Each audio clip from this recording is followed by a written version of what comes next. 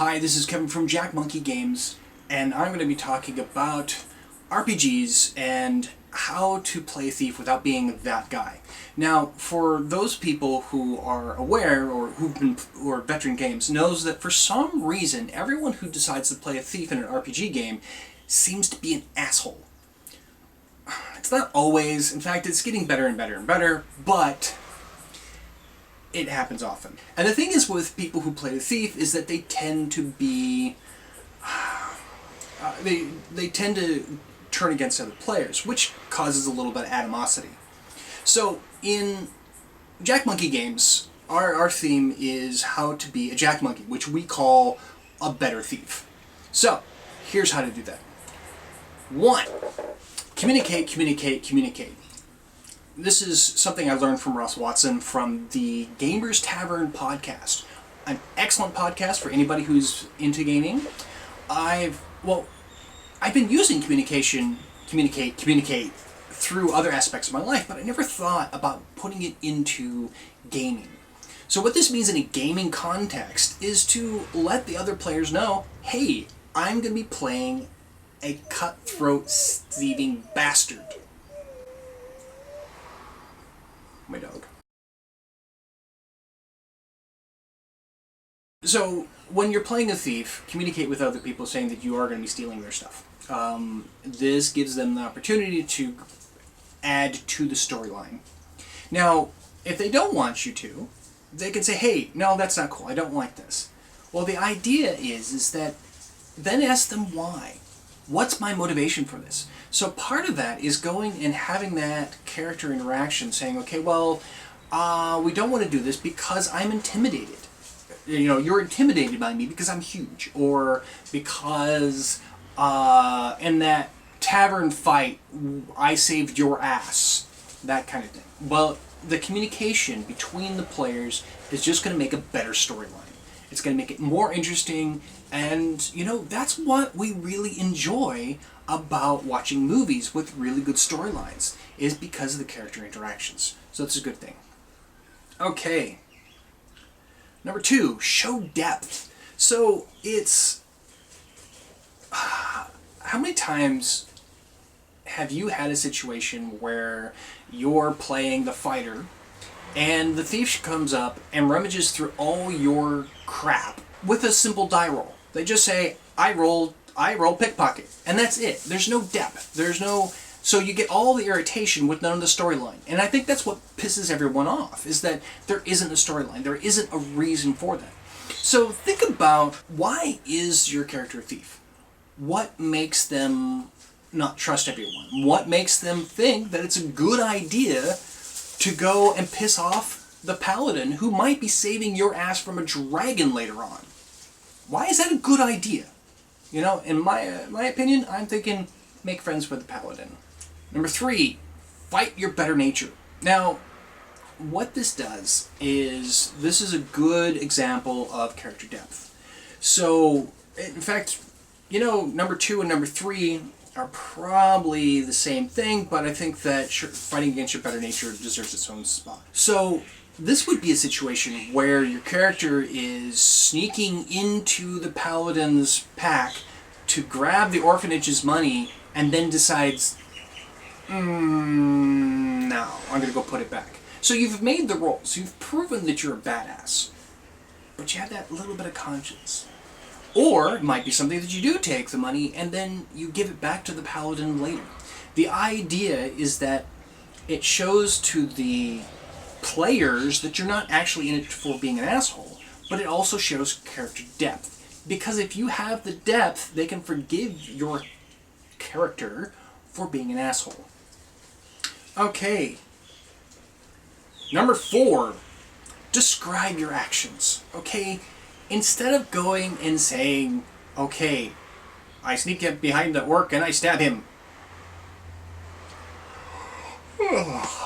Okay, it should be, I slowly creep up behind the orc like a jungle cat.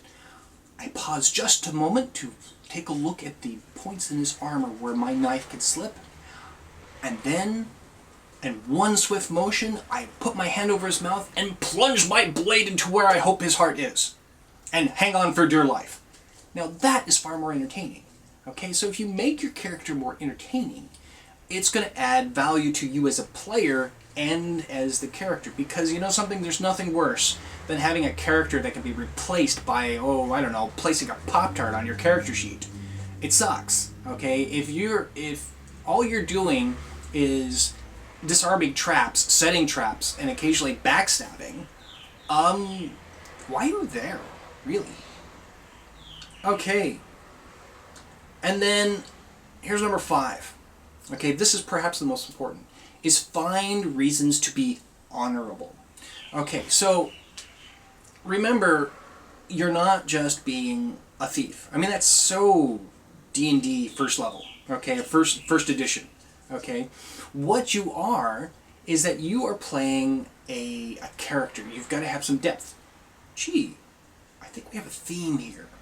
So the idea is by having this depth of character, okay, by saying, okay, well, I do this because of this, it makes your character more entertaining. So work with the other players and saying, okay, why would this low-life scumbag work with this paladin other than the fact that he's big? There's got to be a reason for it. So work with that character who plays the paladin, who's most likely going to kick your ass.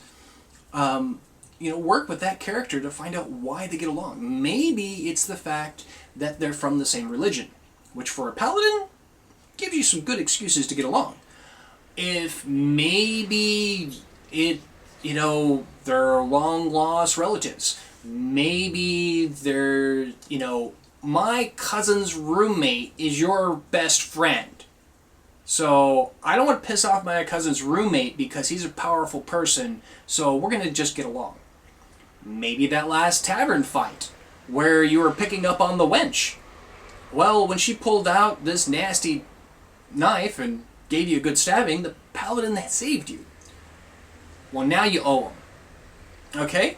So, in a situation like this, what you need to do is you need to work on developing that character and allow the other characters to build that story. Trust me, the GM is going to love this shit, okay? And the GM is going to go, wow, this is a great storyline, which to make more games. See what I mean? Okay, number 6, here's a great tip. Pretend to lose arguments. So what this does is that this gives you the ability to have the impression of being a low-life scoundrel asshole without actually doing it. So in a situation where you think that your character would go and try and steal the orphanage money from the paladin, you might want to do this. Is in your mind, instead of actually going and doing that, talking to the fighter and saying, hey, the paladin isn't watching the money. Let's go get it. And then make it so the fighter then talks you out of it. This still gives you the air of being a sneaky bastard, but a smart one. Okay? Adds to the story, adds to the character development, and the GM's going to love it. So, thank you very much. Later on, I want you guys to check out our Roll versus Roll cards. That's ROLE versus ROLL. These are new cards that we're going to be putting out a Kickstarter very soon, which is going to help enhance role-playing games. It should be Kickstarter hopefully in the next month or so. I'm actually going to be working on the artwork for it. See, I've got my paint palettes and stuff like that. I'm going to actually be working on the artwork later on today and see if I can come up with something cool. So, check out Jackmonkey Games, which the website was just posted like 10 minutes ago, so it's pretty crappy at the moment. But yes, Jackmonkey Games, check us out. Take a look at our 2 games that we have coming out, which is Roll versus Roll, and which we might change the name, and Invoke, which is going to be our flagship game. So, check us out.